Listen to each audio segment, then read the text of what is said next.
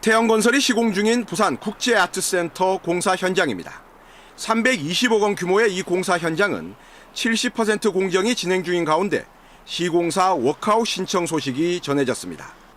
발주처인 부산도시공사는 현장을 찾아 공사 차질을 최소화하기 위해 태영건설 관계자들과 대책회의를 가졌습니다.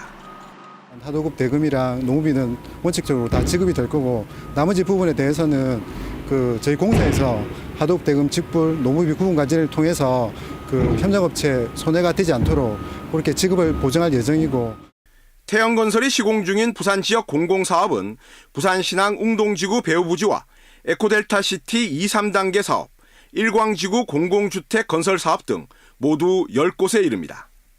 이처럼 공공사업장뿐 아니라 부산 지역엔 민간사업장도 있습니다. 지난 3월 착공에 들어간 이 공사 현장도 태영건설이 시공사입니다. 800여 가구 2,500억 원 규모의 이 아파트도 비조합원 물량 분양을 워크아웃 확정 이후에 하기로 결정했습니다. BNK 경남은행은 태영건설에 단기 차입금 50억 원과 PF 대출 200억 원, 일반 자금 대출 100억 원 등 모두 350억 원 대출을 한 것으로 확인됐습니다. 저희들이 현재 담보도 취득한 게 있기 때문에 그 담보에 대한 채권 보전은 크게 어려움이 없을 것으로 판단되고 있습니다. 내년 1월 초 채권단 협의회가 소집되면 사업장에 따라 시공사 교체와 경공매 등 후속 결정을 하게 돼 부산 지역 사업장에도 차질이 불가피할 것으로 보입니다. KBS 뉴스 최재훈입니다. 전북권 뉴스입니다. 태영건설이 워크아웃, 즉 기업 구조 개선 작업을 신청하면서 태영건설과 관련된 전국의 사업장을 중심으로 여러 우려가 나오고 있습니다. 전주 지역은 에코시티에 이어서 천마지구 개발 사업이 해당되는데요. 어떤 영향을 미칠까요? 한주연 기자입니다. 준공을 앞두고 있는 전주 에코시티 2단계 개발 사업. 전주시는 이 사업을 마무리하는 대로 주식회사 에코시티와 민자 1,400억 원을 들여 천마지구 가운데 40% 정도인 전주대대터를 개발하기로 했습니다. 하지만 주식회사 에코시티 지분 40%를 가지고 있는 태영건설이 결국 기업 구조 개선 작업을 신청하면서 변수가 생겼습니다.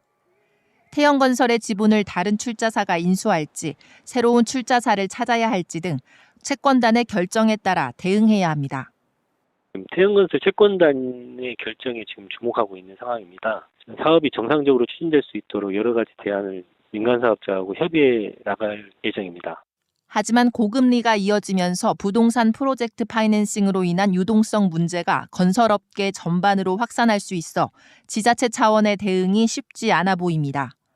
이 때문에 태영건설과 관련된 개발 사업은 추진에 차질이 불가피할 것으로 보입니다. 코로나 이전부터 코로나 이후까지 건설 경기가 너무 좋았어요. 그러면서 무분별하게 부동산 PF를 진행한 건설업체가 위기가 많이 다가올 거고요.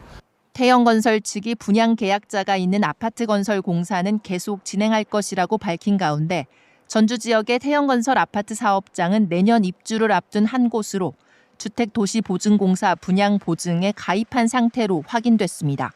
KBS 뉴스 한주연입니다.